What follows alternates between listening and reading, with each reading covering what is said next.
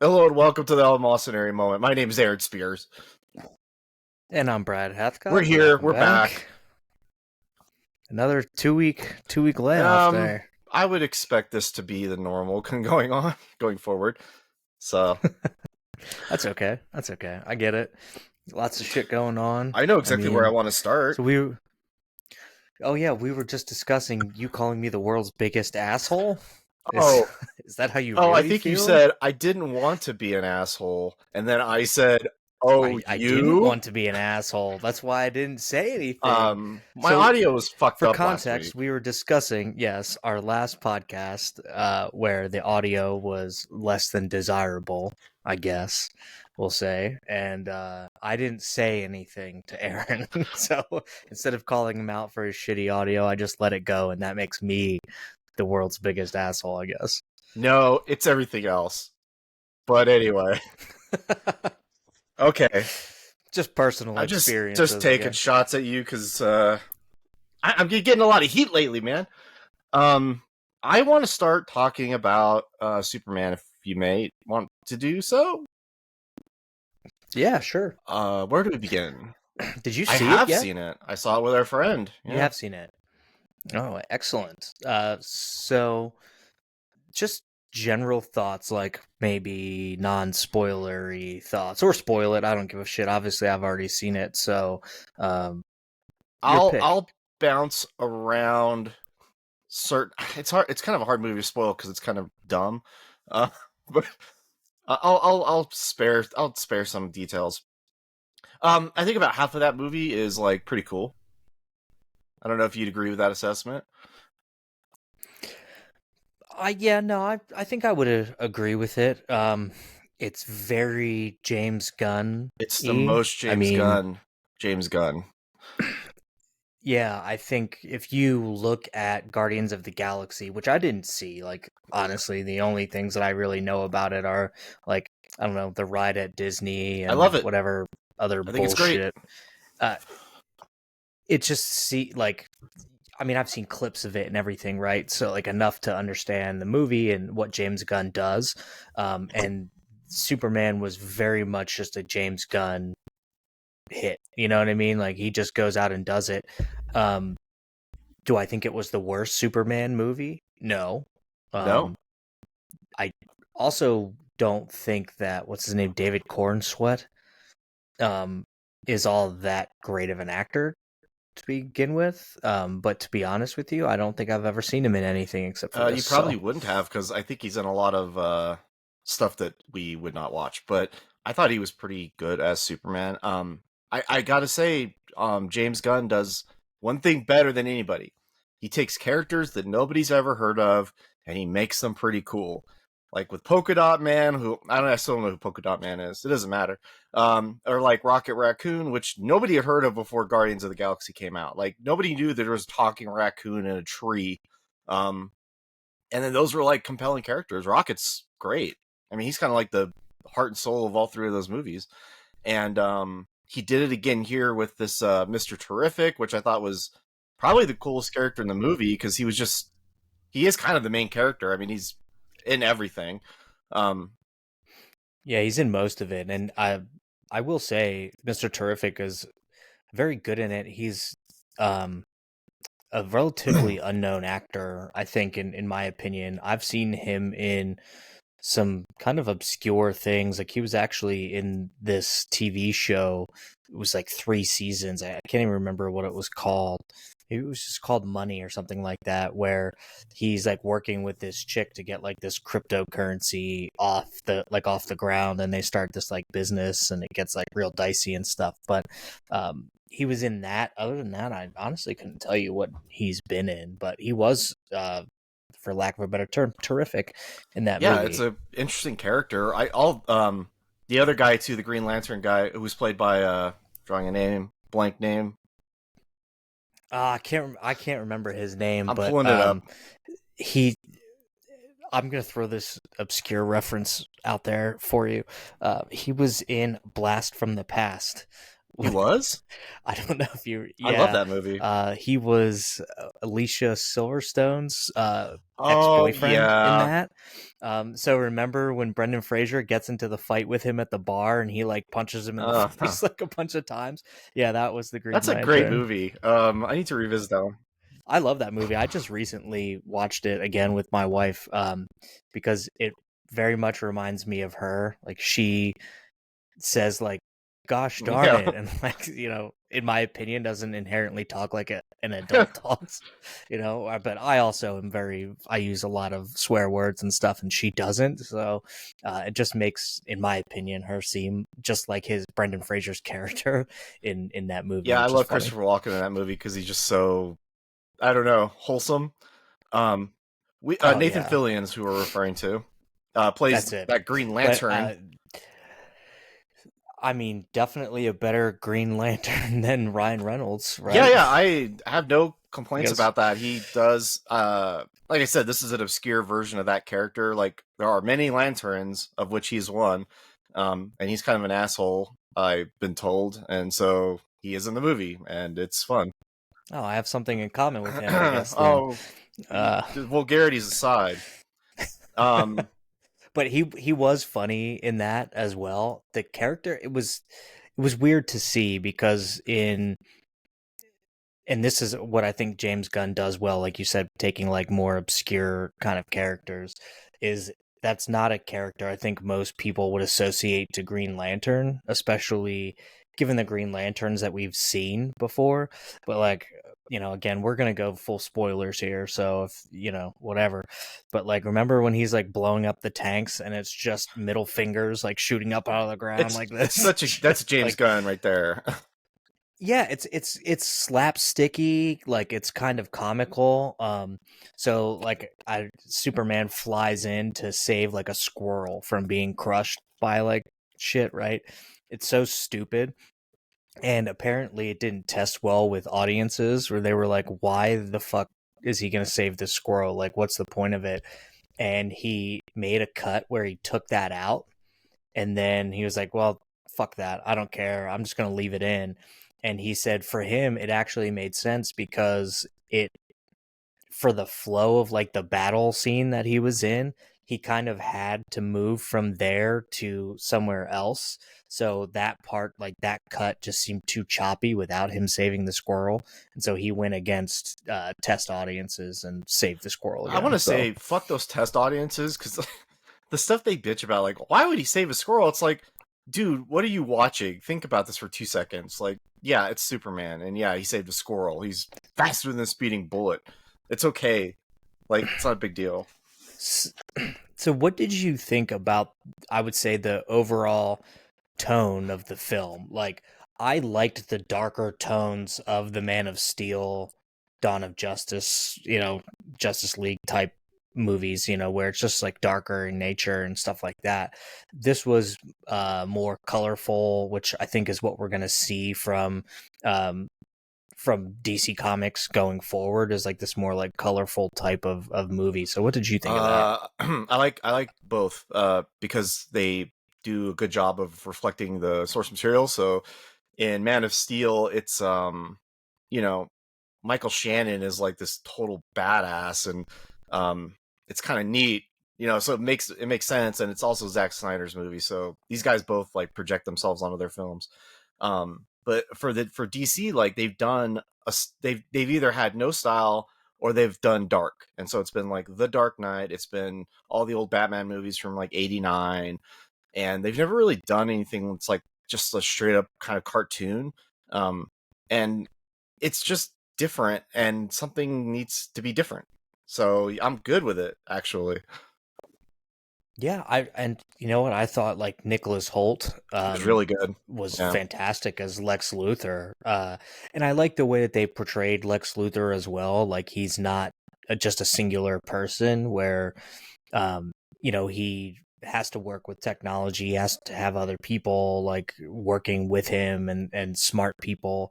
I thought the way that they did Ultraman was super smart.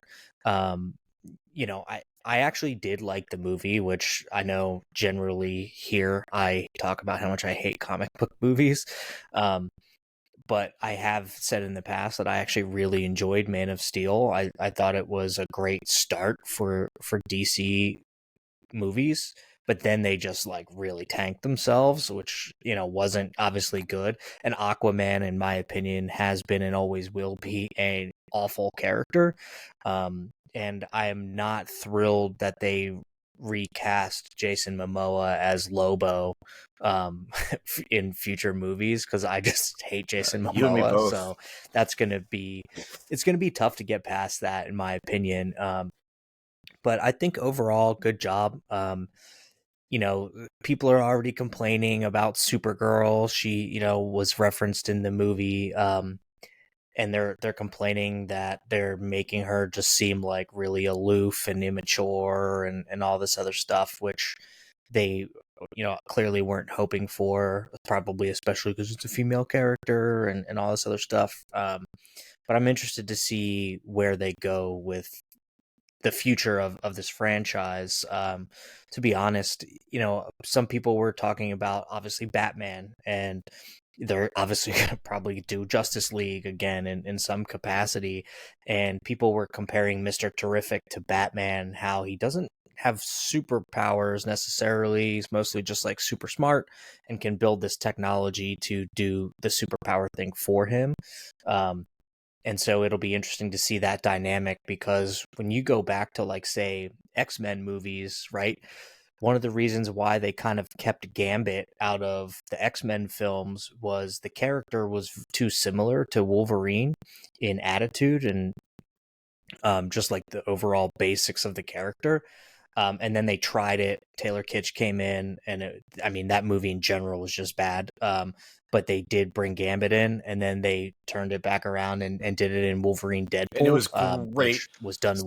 I think Oh, that's it my was favorite part of the phenomenal, and movie. I would love for them to push forward that Gambit movie now, because everybody loved that cameo. So I think it would be hilarious. But it'll be interesting to see the dynamic between, say, Mr. Terrific and Batman. Yeah, I would say I am not interested in any of the future movies at all. I really don't care anymore about these comic book franchises. And I think DC is a more interesting case study, right? Because a lot of them have not been done well. I think arguably, short of Batman, like I enjoyed the Batman with uh Robert Pattinson. what's his face, Robert Pattinson. I enjoyed it, but again, it followed that dark path. And James Gunn has already kind of confirmed he's going to have his own Batman in that's whatever this universe you want to call, right? Um, but they're already opening the possibility of like a multiverse kind of thing in DC, which I don't really like it. Just with how Lex, the whole storyline, like the plot line of this, kind of I think opens itself to It that, does. right?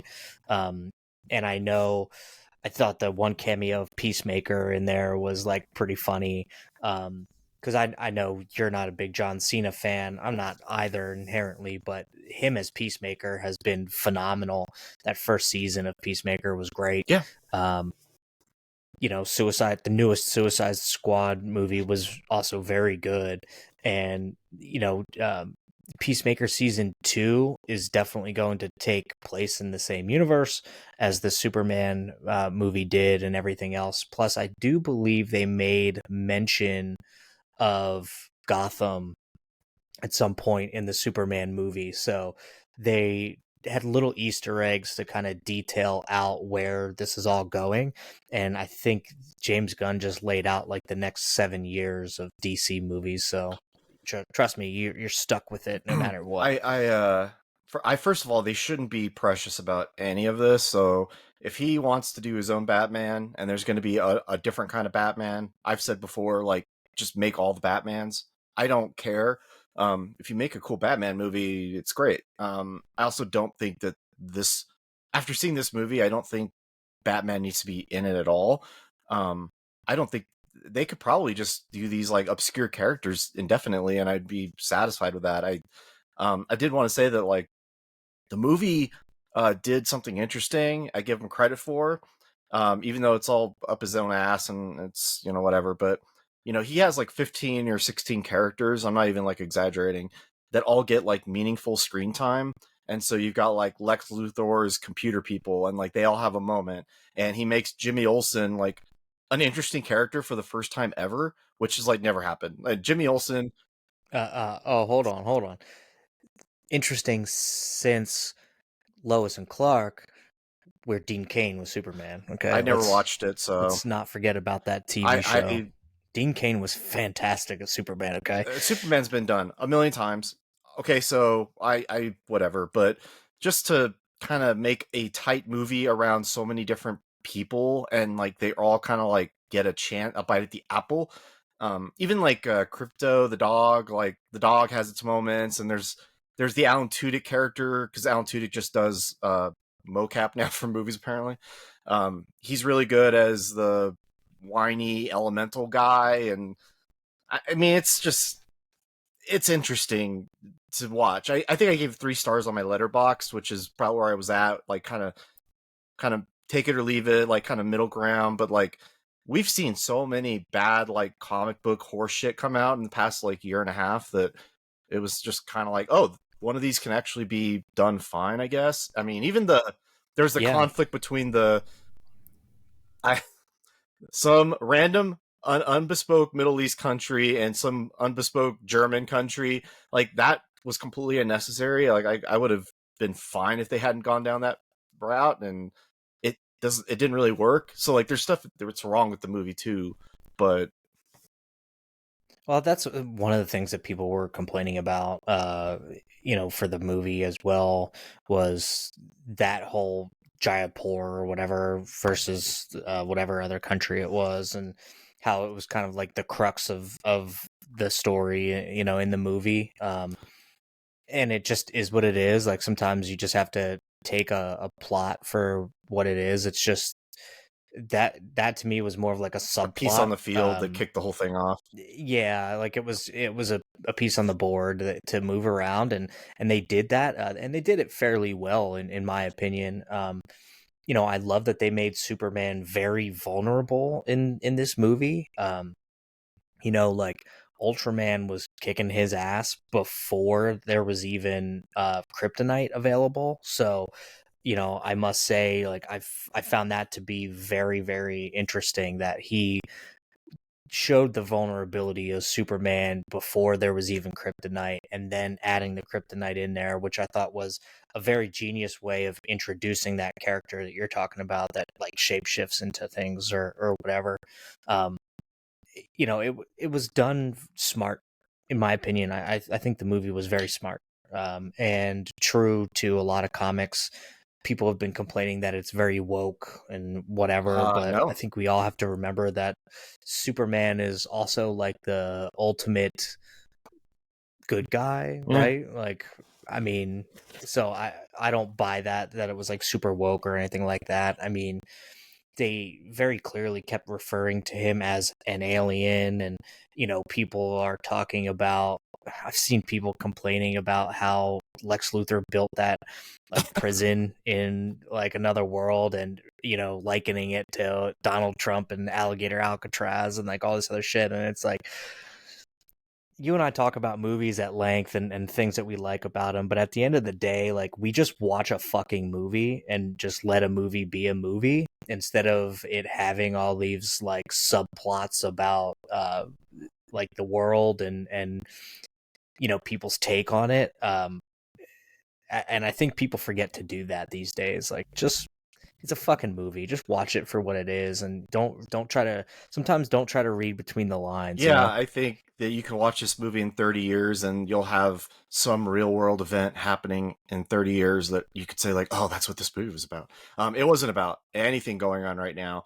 It was heavy handed in the immigration stuff, but James Gunn couldn't keep his fucking mouth shut when the movie was coming out. So he kept saying these things, and I think he did himself no favors.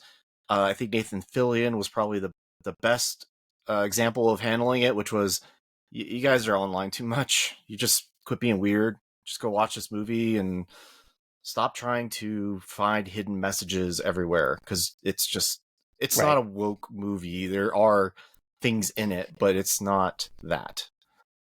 If you're looking for a message, you'll Sure. find one. I mean, that's ultimately what it is, because you can interpret any number of events or things that happen in the movie, things that are said in the movie, in whatever way that you want. So I think it's, again, just incumbent upon people to just watch a fucking movie occasionally. Like, you can leave. The point of movies has always really kind of been as entertainment, and to leave behind some shit in the real world and just enjoy something for a little while, right? And hopefully that's what people can do here. It has done well in the box Shockingly office, well. so Actually, I got to say, it's over 300 mil, I yeah, I think. got my theater. The people loved it. Everybody was laughing where they were supposed to laugh, and people liked it. And I didn't find it particularly funny, but I get why people thought certain things were funny. So, um, yeah, I will say I did have a particularly horrendous theater ugh, experience when I went to see it, only for the fact that when I got my soft pretzels, they left the cheese out, so I had no cheese for my soft I pretzels, am terribly sorry to hear and that. I didn't go back and complain. Well, I went with a certain person who likes to crunch ice with, and that's a Yes, yes, he that's a war does. crime in a movie theater, and I hadn't experienced that before, so that was terrifying for me. But I got through it. I yeah, So this friend of ours, the very first time I met him, we were seeing Man of Steel. So I actually think it's really funny that you got to go see Superman with him, because we got to see separate yeah, Superman movies with him. So I think it's pretty yeah, that funny. is funny. Yeah, so we're kind of getting the box office has been really promising. I'm very happy that the movies that not Superman, it did great, whatever. But that people actually showed up to watch F1. Jurassic World was, of course, it's going to be $1 billion movie. They always are. Um, and it's kind of nice that movies are coming back in a big way because there's a little touch and go there for a little bit. They needed it. You and I have been talking about it. We, as our fan knows, we do a top 15 every year, and then some honorable mentions. And we both said, like, I think that our list will be wildly obscure this year, because so far it's been actually a very lackluster year. Started off great with like Warfare and stuff like that, and then it's just kind of really tapered off since. Now, granted, I haven't gotten to go to the movies as much as I would like. Like, I still have to go see Mission Impossible, which people I know were complaining about that movie and Yeah, stuff. But I think our top 15s this year are going to be kind of out there. yeah. Like great movies do come out on the second half, and I expect that to be the case this year as well. And this weekend is Freaky Friday and Fantastic Four, so I think that's weekend, right? I think so. Yeah, yeah. July So 25th. Yeah, I believe Fantastic Four. it's getting really good reviews. Got I it. don't care. I'm not going to get suckered in again. I I'm know. not I falling for this know. shit. Are you gonna go No, see I'm it? not. Are I'm you gonna not go see falling it? for this. I'm not doing it again. I'm done. But at some point, I'll probably end up watching it. And here's the thing about your whole multiverse thing, which is why I rolled my eyes, is because they're doing it too. And this is exactly what they're going to do with X-Men. And I'm going to hate every fucking minute of it. And I know that's what Fantastic Four is going to be because it takes place in like the 50s. So obviously, they're going to do something and it's going to piss me off. And I'm not falling for this Doctor Doom shit. I'm not buying it. Yeah, well, Doctor Doom's not even in this. He's gonna be in I know. Avengers, That's and what I mean. he Ah! I venture to guess he makes an appearance in in this movie in Fantastic Four. I have to assume there's going to be some reference to him, because the Fantastic Four does not exist without Doctor Doom. That's the I fatal mean, flaw of these movies is that um, they never got it right. right. But I know from comic books and some of the things that I've seen is like the key to this movie is going to be the baby of Reed and what's her Oh boy. face? Because, well, in the comic books they have a son, and this the reason Galactus comes is to take their son, which is the plot of this here movie, because their son has the ability to create Oh universes. boy. and it leads to like a whole number of things. So I'm going to venture to guess that something happens in this movie where the baby ends up creating a universe or something along those lines, and that's going to be how they end up rebooting all of this Avengers shit. Is they're going that this kid's going to create universes, and those superheroes will exist in these new universes, and so on and so forth. Um, I very much expect the Fantastic Four to lose in this for sure, but we'll see. I'm gonna see it because I'm a glutton for punishment, and every Fantastic Four movie has fucking sucked. So I'm just gonna go and make sure that this one also sucks because I know it will, and I'm gonna have to see it anyway. So I might as well just see it in There's been theaters. 4 really bad ones, and I doubt this one. I can't see this one being as bad as the other ones. I mean, just having Galactus as like an actual thing that is real is kind of a plus because they've never done that. Because he's a giant thing space guy with a dumb helmet. So Yeah, you know what though? When I always felt that way about like the X-Men with the Sentinels, and then they added the Sentinels in the Peter Dinklage yeah, one. I I was just forget talking which about this movie it movie the was other day, Days of exactly. Future Past. And It's fucking I thought it awesome. was Oh, bad. really? See, I thought it was bad. Oh, Yeah, I was not a big fan. I, But I get it. Like I understand it, but I thought that the way they implemented the Sentinels wasn't exactly I great, just think just in I'm a my sucker for opinion. the design they in that movie with like the LEDs for like the eyes and stuff. They just looked exactly like they should, and it was really weird because comic book movies have for a long time not done like one to one versions. Yeah, no shit. Um, Well, I mean, that was like the huge knock on like not putting Wolverine in his like iconic yellow suit, yeah, right? And they didn't do it for the longest time, and then they do it in Deadpool and Wolverine, and it blows the and audiences that. away. Oh my god, dude! Seeing that in theaters, everybody was clapping. They fucking ate it up. They loved it. People were like crying and shit. It was real weird. Ugh. I mean, it was Deadpool is one of the superhero movies that I think consistently just did well. I actually did like Deadpool Wolverine, but it's as our fan would say, it's a buddy cop movie essentially, and that film was just fan service to people who liked even the older Fox based superhero movies, which is what they did. Like they brought back all these characters and stuff, which I think was smart for them to just end off dead like the non Marvel Deadpool situation, basically, by bringing all this shit back. And so they did it right for that movie, but is it great in the sense of like comic book stuff? Not really. Yeah, I think that movie basically the reason why I liked it is because it was, as I said on here, a love letter to the old Fox Studio movies, and those were we Right. were Which kids. which we're okay with. That's one of those movies again where like there's no hidden meanings. Like you go in and you watch that movie because they fucking made it and because you want to watch it, and it hits the points. Like it was bloody, it was funny, there was action. I mean, it just that's why sometimes you watch a movie. Like I watch John Wick when I'm just feel like watching some violent shit. Like I don't look for the meanings of in John Wick. Like I just watch it because I like watching him shoot 87 people in the first movie. Like I mean, sometimes you just have to let a movie be a movie. Okay, so we've spent 30 minutes talking about the shit. I don't know. I these comic book movies are exhausting. Would you like to talk about the real world? Let's say the news. Like the show? No. Um, yeah, like the MTV Just show. kidding. No, actually, we should probably mention that Ozzy Osbourne died, and I used to watch the Osbournes on MTV. Did you?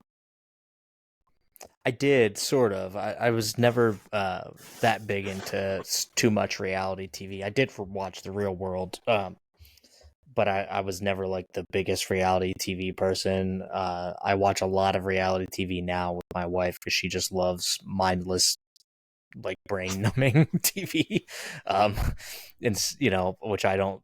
I only watch really with her. So, but I did watch it, and yeah, I mean, he was what 76 years old, something like that. So he was old and lots of All the drugs. drugs, he did So them all. I think, yeah, I think it was known that it was coming. Now I didn't see his final I performance watched some of it. with It Black was Sabbath. pretty moving. Was it any Yeah, good? it was pretty moving.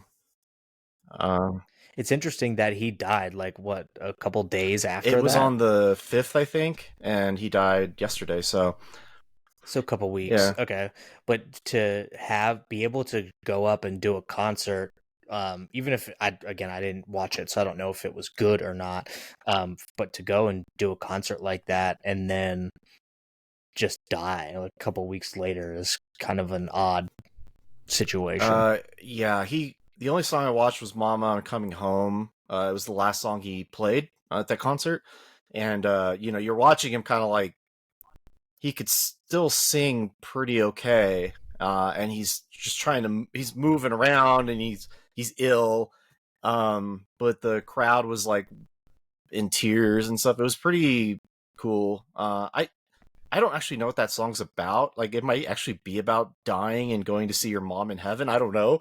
So it was kind of perfect. And I don't know, man. I got back to the show for a minute. I didn't really I wasn't really into music and especially metal back when I was in high school.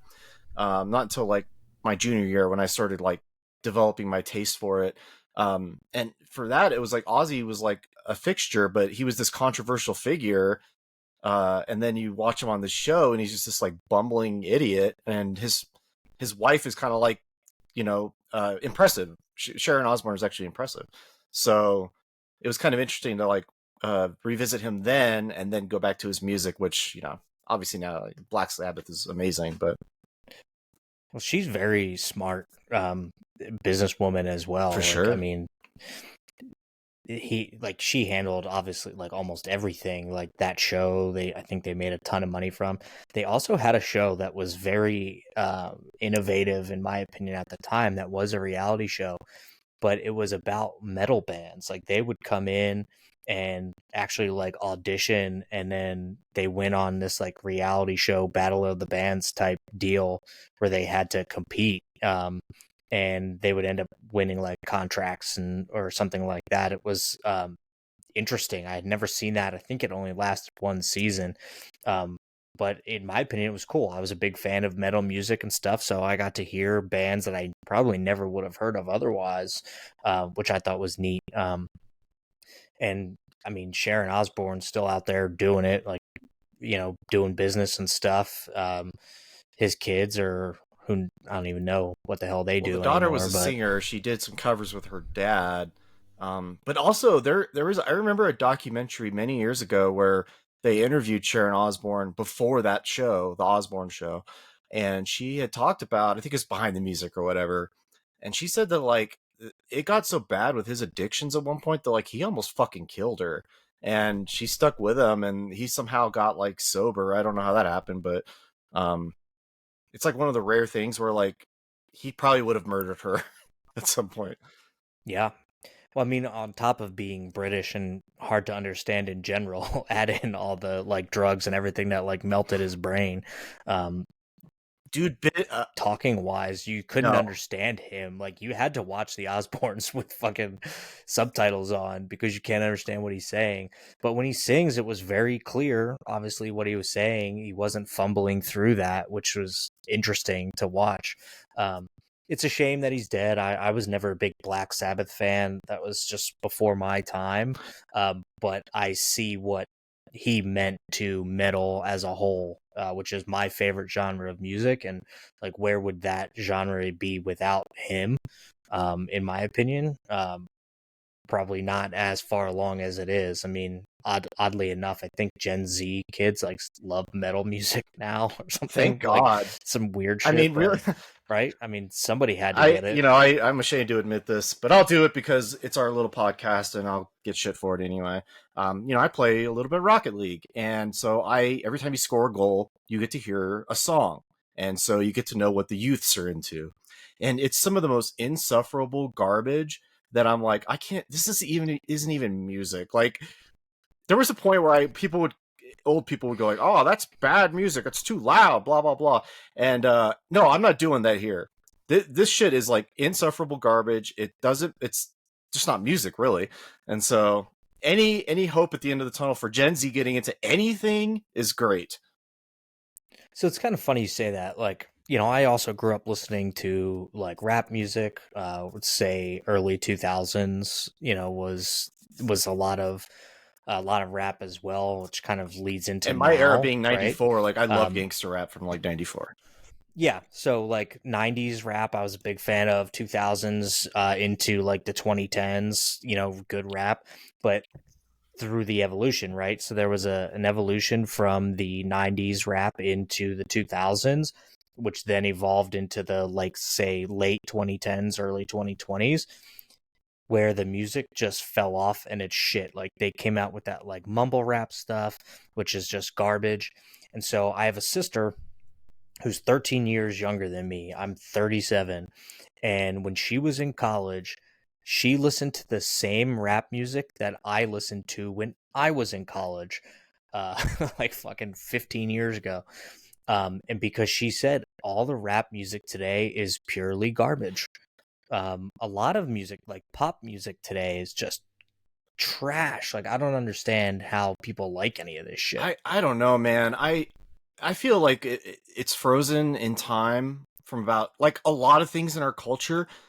Time froze 10 years ago, and people have been living the same day from 2015 this whole time. So like, yeah, I get like why Sabrina Carpenter's like catchy, or there's K-pop bands that are doing more interesting things now than American bands.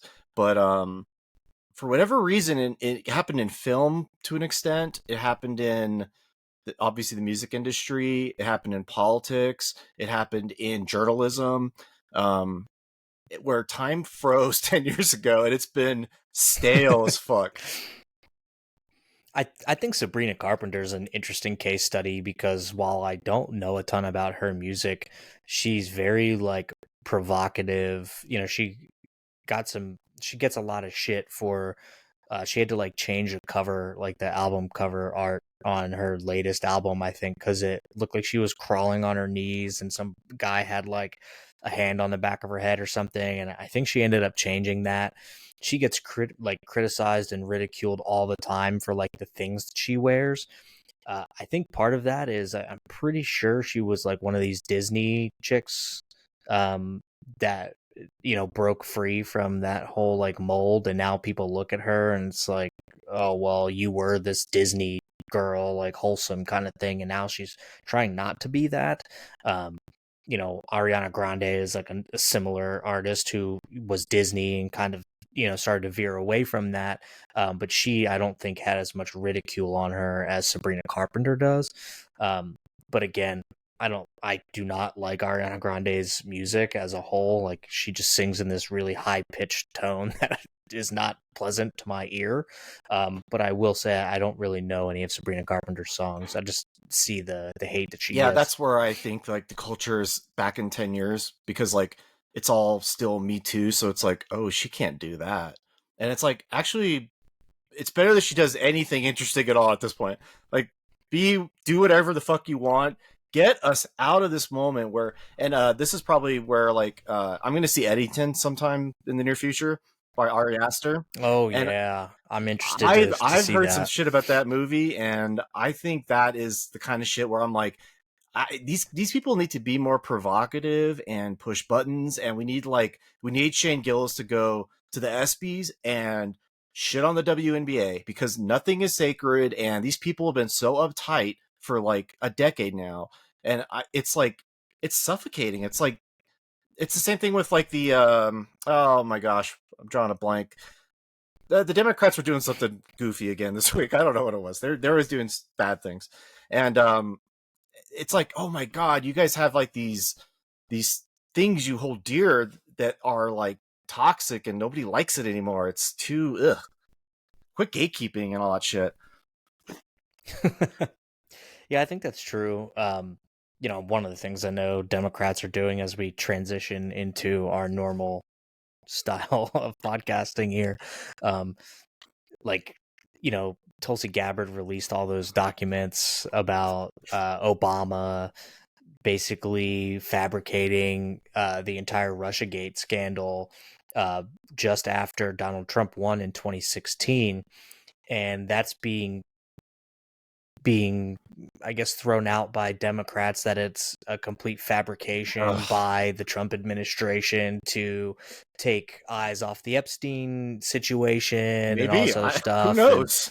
they handed hundreds of documents over to the DOJ and are saying like we want arrests made in this situation and stuff like that. So Okay, here's where I it's have a take. interesting, but like, okay, give it to me. Let's hear it. It's not interesting in the sense that it's something we didn't know we did, but I think that at the time that they did all that shit, they believed it was true. And so I don't know if believing it's true at the time is a criminal act, unfortunately. I may have believed it myself. I don't really remember. That depends because so Megyn Kelly was just talking about this. Apparently, the intelligence community was going to be doing the presidential daily brief for Obama, and they were going to say to him, and apparently this is in the documents. I didn't get to see the documents. That they were going to inform him that Russia had no bearing on the election and everything else, and they put that briefing off, and then they started coming out with like the Russia Gate stuff and all that collusion and whatnot. um it goes in with like the Steele dossier, right? Like it's completely fabricated for the most part, but they just try to use it to hurt Donald Trump. Don't get me wrong, they all do it, okay? So I'm not playing sides here. But they need to do an investigation on this, just like they need to do an investigation on all of like the pardons and stuff that Biden wrote, because as we know, um, Biden was not there. He, altogether, he was not running the country essentially at that point. Hunter Biden confirmed that he was on Ambien and stuff like that when he was at the presidential debate. Like, so we know he wasn't all together there. We should talk about And Hunter in a second. I just want to say that Comey and Brennan are obviously guilty of something really bad. I'm not saying nobody's without guilt here. I'm saying the people underneath them maybe believed it. I don't know. Well, I think it's funny that essentially now Democrats have to defend James Again, Comey when they were trying to basically crush him when he reopened the investigation into Hillary Clinton's email server, right? Um, they were like, you can't be doing this. This is affecting an election, blah, blah, blah, like going on and on about it did that. affect the But election. now they want to defend James Comey again. So it's like, what's old is Yeah. new. Oh well, And let's not forget that James Comey had a regular appearance on the Colbert Show late night with Stephen Colbert, who just got canceled recently because he was losing 40 thank God. fucking million dollars a year, and people are out here like, I can't believe this is fascism when you can't be a comedian on TV, and it's like comedian. First of all, this is like a propaganda arm of a party. Also, they all do it. Also, late night's dead, and they Yeah. just gave the South Park guys a 1.5 billion dollars because they make shit that's funny. Stephen Colbert's a loser. He doesn't make any. He's losing money every year, and he's gone. But anyway, James Comey had a regular appearance on that show. He was considered a hero. So CNN was sitting there trying to defend, and that's like the whole other thing that Democrats are doing right now is like, well, Paramount just gave Trump $16 million. That's a payment to allow a merger to go through. That was bad, by the way. With for Skydance or whatever, and like CNN's out here just like, oh well, Trump basically got Colbert canceled. Colbert the other night was just like, fuck Trump, basically like right on Stunning. TV and everything, like directly. And Scott Jennings was like, Skydance or Paramount, they're in the like money making business. His show is losing $40-50 million a year. So why would they keep his show going when it's losing revenue every single Brad, year? he was not kicked off the air because of his politics. He's been kept on the air because of his politics. Oh, absolutely. That's all. That's it. Absolutely. But again, you have Democrats trying to paint this as like some kind of Donald Trump fascism because they can't let that go. Like they just everything is fascism to the left at this point.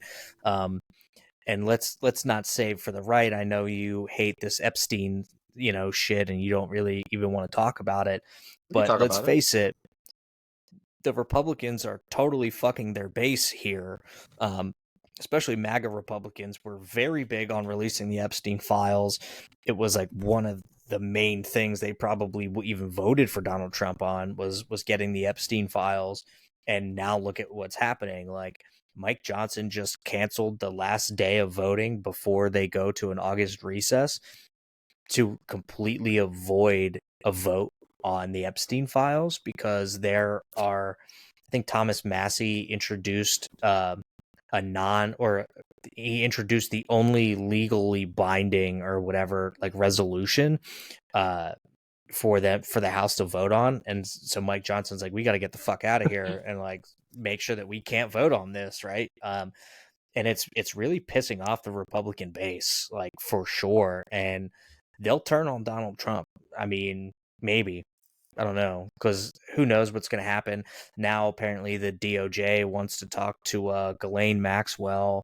They're going to meet with her personally, which means they're probably going to try to kill her. Let's be honest here.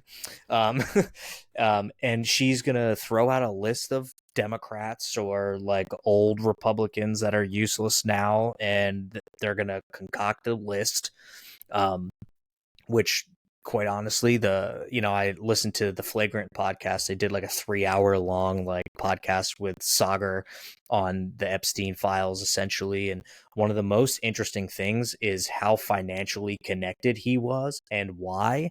And they will just give you the pedophile list, to basically avoid the financial findings of looking into Epstein, just to placate everybody. That's what's going to end up happening. But you have like, the Pod Save America bros out there saying like Donald Trump is 100% on this list.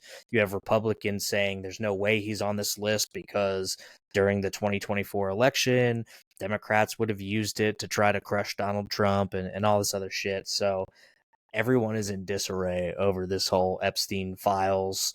It's like the Epstein files. It's the what I guess we'll call the Obama Russiagate files. Like everyone's got something to freak out about. I think that the Epstein thing. I like I said, I'm not interested in it. I'm bored with it now. But I'm gonna be the guy that always kind of takes the middle ground on some of this stuff and just say, if there was a list. First of all, I don't think there is. I don't think he would have been reckless enough to create like, I'm going to type out this list of all the people that blah blah blah over the past 30 years. I think that part of it isn't as interesting as what, like you said, the money part, because the guy had no skills. All he had was like connections, and he had like a hedge fund, and he had all this money in an island and multiple houses in all these different states and New Mexico. And where the fuck did that come from? That's a much more compelling story to me than these, because none of these women have come forward. I mean, that's what's weird. There's two things that are weird. One, the women haven't really come forward, and the one woman who did, she took her own life, I think last year. The other thing is that they haven't interviewed the Maxwell yet, and I'm like, what? Why has that happened? It's weird. Doesn't make any sense. Well, supposedly she wants to make like a deposition and come out, but of course, she's gonna trade that for a lighter sentence or a pardon or Trade it. something along Get those the story lines. out of my life. Do whatever it takes. But again, it's not going to be the story that's actually interesting. Like I said, she's just going to provide a list of people.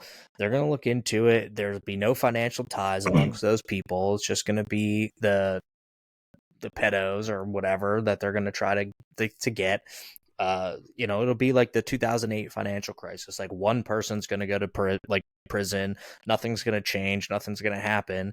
It's fucking JFK files all over again, right? Like, we all know the CIA had a hand in killing No, we don't JFK, all know that. but the files are never going to 100% of the files are never going to be released. There's always going to be secrets about this, and we're going to hear this again 50 fucking years from now. People are going to be like, release the Epstein files, dude. Like, it's the same thing. I mean, how many years since Kennedy was killed by the CIA and we're still talking about it? 1963. November 22nd, 1963. Yeah, so President Barron Trump is going to release the Epstein files. Yeah, it's never going away. It's obnoxious. Hunter Biden was cracked out on in these interviews this week, and I just want to talk about them because they're funny. So why the fuck would he go and interview with Fox News? I have no idea, because they'll talk to him. Because somebody wants to talk to him. Like, he must be back on the smack, Oh, because totally. why, of all places, you have CNN, you have MSNBC, you have all of these places who will be favorable Stephen in Colbert. an interview to you.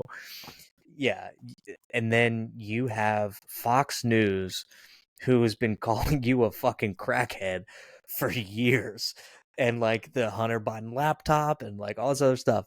Why would you pick Fox News of all places to interview with? Like, I don't understand. We have to laugh at some of the stuff he said. The first thing was he started talking about crack, and he started getting so nostalgic, and he was he's a fiend, he was bro. like, I have to stop. He's like, oh, crack! I loved crack. Like, ooh, wait, you have some crack? He was like waxing poetically about crack. And he gets to the point where he's like, I gotta stop talking about crap. I'm real excited.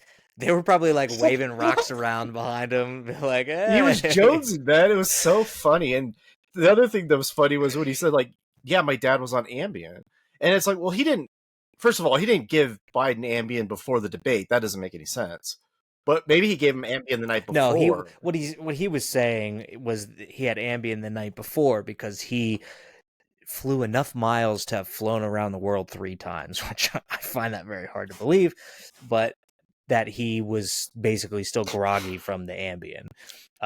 I've never taken Ambien. I don't know, but I can't imagine that it just makes you look like you shat yourself, and that your brain doesn't work for, I don't know, 15 minutes, like straight, where you're just like, it depends dead, a lot. like dead inside. I don't know. I've never taken Ambien. I don't know. It can make you look dead inside. It can make you groggy. It can make you stumble, but I don't think it matters. It's just funny that Hunter was basically like, I got some pills for you, pops. And, like, Hunter was basically running the country for like 8 months or something, which is awesome.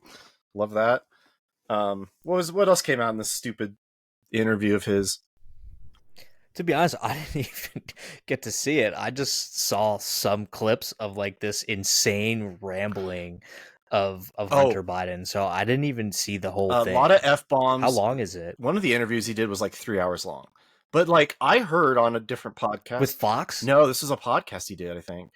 I heard on another podcast that the guy who was talking about it said he actually found it really compelling to listen to because this guy is out of his fucking mind. And he's probably dropping all the fucking tidbits that you need to know that the last administration was a complete sham. Yeah, he was saying like, well, a lot of F-bombs. He said, fuck George Clooney, fuck Obama, fuck the pod bros, Pod Save America, whatever. Fuck. He just started like, talking shit. But it's really interesting because he's the id of his father. Like, he is the entitled asshole that, did all this horrible shit, got a pardon for like his entire life, basically, and then he's out here still like, it's not good enough. I need to get like vindictive and get out there, and it's kind of like he's like his dad, but like worse. See, so that's what I actually find interesting about the whole thing is, Trump is obviously looking into the whole auto pen thing, which is used quite frequently. Let's not mince words here. And as we've said here on this podcast, that needs to be severely investigated, whether or not he was coherent, and actually signed these pardons and stuff like that. Because if he did not, I would say that they are void.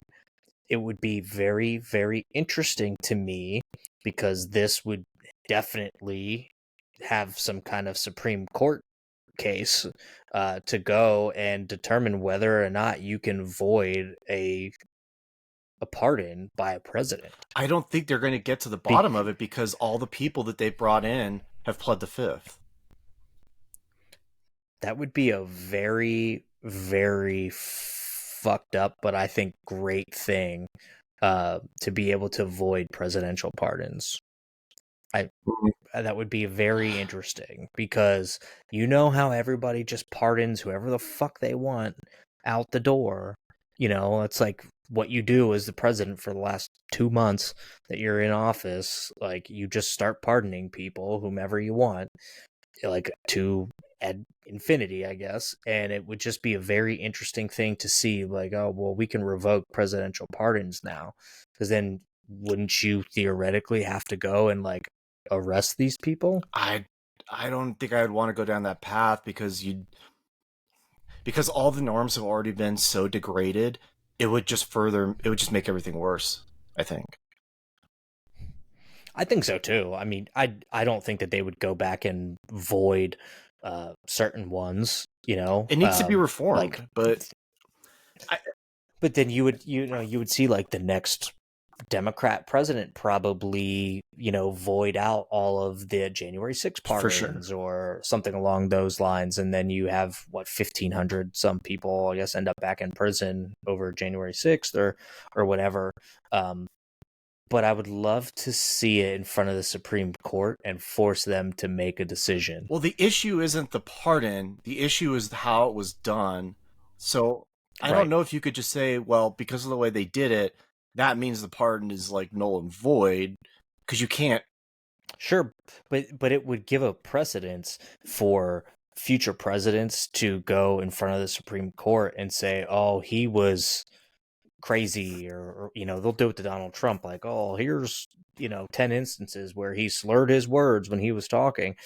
He wasn't coherent when he was signing them," and you'll start to get the nitpicking, which presidents are doing now, to try and get them to overturn pardons. In my opinion, I think it gets messy. Is my point. Well, the Um, pardons are but political, and that's why they're so toxic. So, your Bill right, Clinton. like Fauci, Yeah, like giving people, like pardoning people prior to them even allegedly doing a crime. Why? Why? And I don't want to hear this. Oh, well, he's going to go after us, like, as political opponents or enemies or whatever. I don't buy that, because you all do it. So like, you can't sit here and, like, I mean, come on, they trying to prosecute Donald Trump on 34 felonies that are misdemeanors, and they took 34 separate lines of accounting and it made each one of them a felony. Like, that's ridiculous. It's not even real, and like, that's, Democrats are still calling him a felon, which is technically not true, because he was never sentenced. he should pardon himself So just to drive everybody crazy. I'm can he? I think the case was completely dropped, and they can't try him I don't again. know. Yeah, I mean, when like Ford pardon Nixon, like that's the kind of pardon to me that makes sense. Uh, because it was the only way to move on from all that shit. But now you're just pardoning like 1,000 idiots who, you know, tried to insurrect and whatever, and it's like this thing is not it's not being used as it should be. I don't know what the answer is. No, but I feel like somehow, some way, we have to bring back order, right? Like, it seems like we're further degrading the powers of like our Congress and everything else, and the judiciary, by constantly doing this type of shit, and raising all of these like constitutional questions. I think it just kind of further degrades the Constitution in my eyes, like, because we're giving presidents too much power, which I've long said. I would love to return more of that power to Congress. Maybe the pardoning power should belong there, to Congress. I don't think presidents should be able to just willy-nilly, pardon whoever they want. Maybe Congress should vote on who gets pardons and who doesn't. But then you get it further politicized. And so I guess there's no real great solution to it, but we need to do something to come back to like some level of like normalcy when people actually worked together, to pass legislation, and we don't do what we do now, where everything is like partisan. Like we got this big beautiful bill or whatever that was done in such a way that you don't need Democrats in any way to vote for it. Like it just gets ridiculous. There's no working across the aisle anymore, and that's important. I think something that we need to do. Well, that's bullshit because if the Democrats did try to work across the aisle, their base would eat them alive for doing it. And well, yeah, look at what they're doing to John Fetterman. And also you can't, if they were part of the process or whatever, that'd be great. But like, if the right was helping the left negotiate, then their base would eat them alive. It's like these parties are weak. They're so weak that they have like no power over the voters who are vocal on X. Like, what are you doing? Like, why are you so online, all you people? Why is Nancy Mace always online and just listening to people on her like X account? It's crazy. It's the easiest way to, I guess, get a feel for what your voting base wants, really, in my opinion. Because everybody's online, right? So like it's easy to put a poll out online, and of course the most people who take your poll are going to be favorable to you. They follow you. The left specifically doesn't really like to follow people they don't agree with. So, for the right, it's easy to be online, especially on X now, that a lot of leftists left X, I guess, or whatever. Blue sky. Right. And you end up in these echo chambers, which is, I think, a constant theme amongst the left and the right. And so I think we need to get away from that, but I just don't think that we will. I think that the 2028 election, or even say 2026 midterms, are going to be even more polarized than ever. Yeah, I mean, I guess the Democrats are innovating in this way because if you go against their anything, you're out of the show for good. And that's why people are in shock about Colbert, because that's all they watch. It's like, or maybe they don't even watch it. I don't know. But like nobody is. And so they're like, I can't believe this happened. I was just on that show and it's off. And it's like, dude, nobody was watching that. Nobody was watching any of it. You guys are in the bubble and a bubble and a bubble. Something's gonna come to replace it. No, I mean, you don't think late so? night's dead. I mean, come on. They still have Jimmy Kimmel. They still have Seth Meyers. Like, it's not dead. It's just Colbert's is dead. And I wonder why specifically it was him to get the axe versus some of these other shows. But because they're shibboleths. They're things that the organization believes in. Like, why is The View on TV? I mean, does The View like? Why is that under the ABC News or whatever it is? Because old white women love that shit. Yeah, like that's one reason why they can't get rid of this shit. And I think, yeah, I mean, sure, Paramount, CBS, whatever, they're gonna make Barry Weiss the lead of the news, or whatever. The Free Press is gonna become like the news and whatever. But these late night shows are dead. Gutfeld gets double all their ratings because he's the only one who's not doing what they're doing.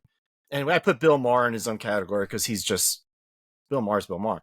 But like all these other ones, they're dying, dude. They're not going to be around. Yeah, Bill Maher's been doing this for a long time too. He's a TV guy, but he changed his tune a lot. Like, during the first Trump presidency, he just was like so anti everything Trump. It didn't matter if it was good or bad. This time, I think we've talked about this before.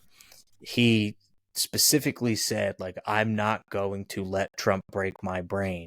If something he does is right, I'm not just going to follow the left and say that he's wrong just because I'm on the left or with Democrats. And he finally started being more of like a centrist and saying, Democrats went too far left. It's like some of this crazy shit is too much. I don't want to deal with it, you know? Bill Maher is also And kind of funny sometimes, and that's the other guys are yeah, not funny at all. They're crying. COVID broke them. They cry about like elephants. They cry about cops.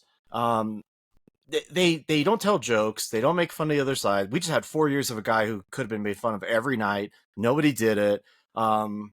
They just who cares? Bill Maher doing the joke about Donald Trump jerking off two guys at once.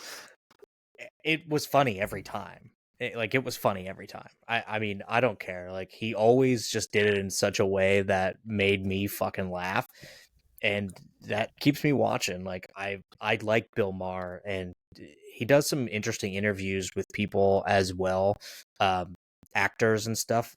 And his podcast can get like very lefty. You know, he gets like a few people on there that it's like, whoa, like what the fuck is going on here?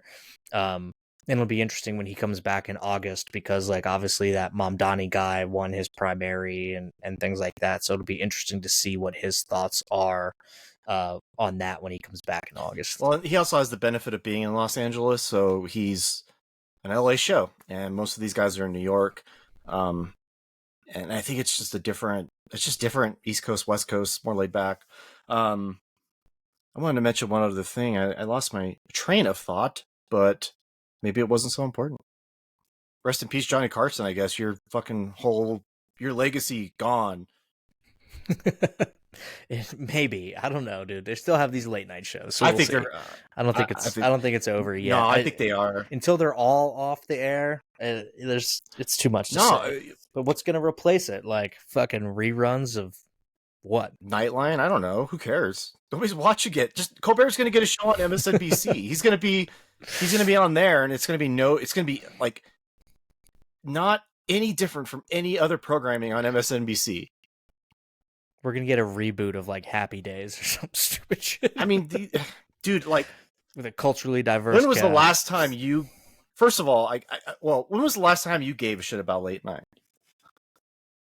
I'm usually in bed. Okay, I watched Conan O'Brien, and that was the last time I was like, "This shit's so funny. It's really funny." That was it. Didn't they? Well, he was funny. It wasn't overly political. You know, they would have comedians come in and actually do some stand up, and that was like a big way to get seen as a stand up comedian and stuff like that. And it's just different now, dude. Like they don't do that. Colbert had Adam Schiff on the night before his show got canceled. Adam fucking Schiff. That's probably why he got canceled. Like. I mean, does anybody go? Adam Schiff is a fucking dingleberry, dude. Yeah, he's the worst. Like it's funny, but like these actors, you're not going to see Sydney Sweeney go on Colbert to talk about whatever. She's going to go on the Hot Sauce Show on YouTube and like all these other places that they go now, and people are going to plug their shit on whatever, But these shows have like no cultural impact anymore. They're insignificant. Yeah, which is good. I think that's better for everybody. I think it's good. I think they did it to themselves. I mean, they went down a path, and Jimmy Fallon maybe not so much. He actually was doing okay until he shook the hair of Trump, and then the world of the left came down on his head, and then he was never the same. But I think what it'll be interesting with the whole Colbert thing is that he has until May of 2026. So what's he gonna do? He's gonna be so funny now. He's in a very much just like lame duck like situation. Like for him to go on TV and just basically belt out "fuck Trump," like whatever. Like I give you some kind of credit for that, because you weren't going completely in that direction. Like you weren't being vulgar about it, and now you're kind of like, at this point, what are they going to do? Fire you? So you just go out and like do your thing. And it'll be interesting to see how like the clips that come out of that, because what's the alternative? Like you just do this and they either kick you off air earlier than May, or you make it till May and you like ride off into the sunset. I don't know. He's probably going to do some other political bullshit. Maybe he brings back the Colbert Report, on Comedy Central. They're always looking for something new. I Mm. mean, Oh, or he might hit MTV, whose highest rated show is like the ridiculousness, which is so I never stupid. even heard of that. So they need something. So who Yeah, knows? I mean, one thing he's not going to do is comedy, and one thing he's probably going to do is cry. But I'm glad you brought up Jon Stewart, because he's kind of the reason why journalists think they're comedians and comedians think they're journalists. That's prophetic, and I think he's probably the start of all this shit. I think he is, and I give Jon Stewart credit for some of the things that he's done. Fighting for firefighters and or 9/11, people with first 9/11 responders. and like burn pits. I think was another thing, was like getting people, military paid for the burn pits in like Iraq and Afghanistan and stuff like that. Like I give him credit for that. Um, I feel like his brain is being broken a little bit by Trump in this term, but he is hilariously calling out the left as well. Well, I think he obviously leans more left than he doesn't, but he's really kind of making some good jokes about some of the shit that Democrats are the doing. other night on his show, he did the fuck Trump as well. I mean, that's where they're at. But do you remember the exchange where he went on Colbert and he mentioned that the COVID, um, Yep, he said it was probably from a lab, and dude, Colbert's head exploded. That's how bonkers I they are. know, I know, and that's where Jon Stewart at least sticks to the comedy. Like he knows he's a comedian, and he's not a bad one at that. It's not mince words here. Like he is. I think he found a niche for himself in the Daily Show and everything. But remember how left the Daily Show went when Trevor Noah was like hosting it. I couldn't even watch it. Insufferable. Like it was Yeah. unbearable. And I actually thought Trevor Noah was a fairly funny stand-up comedian up to that point, but it was insufferable to watch. So bringing Stewart back was so smart for them, and I actually like some of the comedians that they have on there now doing things. Again, it's very like slapsticky and a little different than it used to be.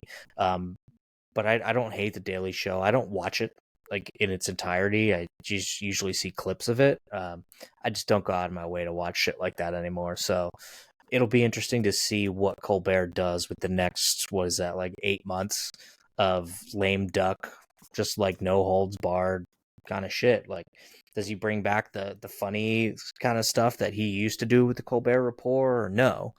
Probably not. No, actually, you just reminded me that Samantha Bee was on the Daily Show and she had her own late night show. Like these people are all just the same. They suck. They're just they're lame, dude. Doesn't she still have a show? No, I don't even know what it was on. These people are so lame. Ugh. I mean, just it's why Shane Gillis on the ESPYS was like, it was genuinely funny what he did. Like there was some good shit in there, and he got some laughs. Right. And so people were like, he told so many mean jokes about the WNBA, but it's like, ah, fuck you. Did you see they tried to shit on him on The View? Yeah, I did. So he was like doing a podcast with a friend of his or whatever. It might have been Matt McCusker or something. And he was like, he brought up The View, and he goes, yeah, because I'm watching The View. Like, I don't really care. And then he cuts to some stuff about like Joy Behar talking about stand-up comedy. She was like, I did stand-up comedy for 30 years, which I didn't know. But I'm sure she was an insufferable cunt then, and as she is now. So it probably wasn't funny. But it's just, I don't know, kind of funny to me that they're sitting here talking about him. I mean, Whoopi Goldberg was obviously a pretty well-known stand-up comedian back in the day, and I guess she still does some work, but she was sitting there saying he's not funny. Like, you're just making it political at that point. I'm not the biggest Shane Gillis fan. Okay, I don't think he's super hilarious. He's just not. He's just not, in my opinion. He's funny. Don't get me wrong. It's the same thing with like Bert Kreischer. I don't think Bert Kreischer is all that funny, but some people do. Um, but I actually think that it was funny what Shane Gillis was doing. Like, he just was shitting on like the NFL and kept going like "Go Birds," which I'm Yeah. sure you found Well, insufferable. because there's a Florida Um, Panthers joke in there, and that's not fair because they were truly the team of the year. right, but him pointing to his like friend's wife and being like, "Oh, 4-time WNBA champion," and Brittany people like Hicks. clapping, and he was like, "I was just kidding. That's just my friend's wife." But I just would prove to you that none of you know who the WNBA players are. It's so smart. Yeah. But what one of the things the View was calling him out for was like he said a joke that fell flat, and he was like, "I don't care. I didn't write that joke." And Joy Behar, I think, was trying to be like, well, you just have to own up to that joke and all this other stuff. Oh, And then another podcast came out and was like, no, that's what you do. Like, if something falls flat, you throw out like another kind of like little it's part punchline of the to get the bit. laugh Yeah. back. Yeah, and keep rolling. Like, it was a master class in how to do stand-up comedy. And all of these award shows are very tough. Like, they had Keenan Thompson, I think, last year do the NHL awards, and it's just no one cares.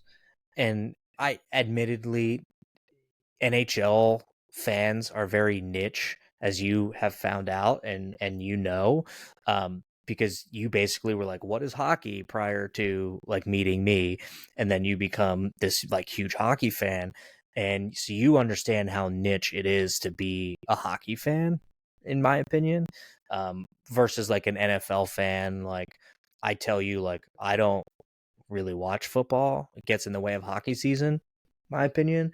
But I like football. I'm not going out of my way to watch every game or anything like that. So I wouldn't sit here and say I'm like a huge football fan. I'm more of like a in passing kind of deal.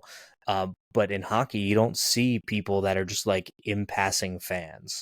Like, you're kind of all in or you're not. It's been tough for me to explain to people who don't watch it, but they are fans of other sports, to finally have that conversation that people have had with me, which is like, you just don't get why it's better.